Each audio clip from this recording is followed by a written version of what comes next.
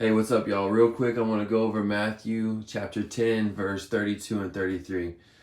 Jesus says, "Whoever confesses me before man, I will confess before my Father. But whoever denies me before man, I will deny before my Father." So we know the story of Peter. Peter says to Jesus, it's after the Last Supper, and they're talking, and Jesus is saying, someone will deny me, or someone will turn me in. And Peter says to him, "Lord, I will follow you unto prison or to death." He says, "No, Peter. You will deny me 3 times before the rooster crows." And he did.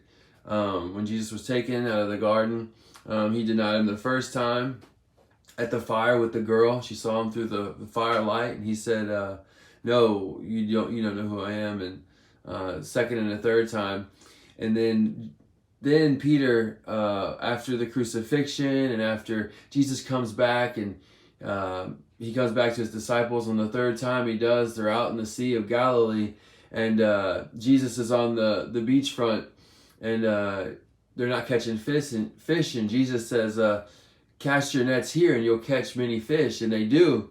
And Peter runs to the Lord. He takes off his garment, ties it across his waist, and swims to him. And Jesus says, "You should bring your fish in and we'll eat here." And they do. And they eat there, and they talk and whatever. And Jesus turns to Peter and says, "Peter, do you love me?" And Peter says, "Yes, Lord, you know I love you." He says, "Feed my flock." Or he says, "Feed my lambs." And he asks them again and again. And Jesus looks at him and he says, "Peter, one day you'll be made to wear something you don't want to wear, or be led somewhere you don't want to go, and you'll lose your life for me." So that's what he's telling him.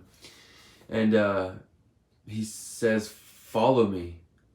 He's letting Peter know that he'll lose his life, but he gave him a second chance.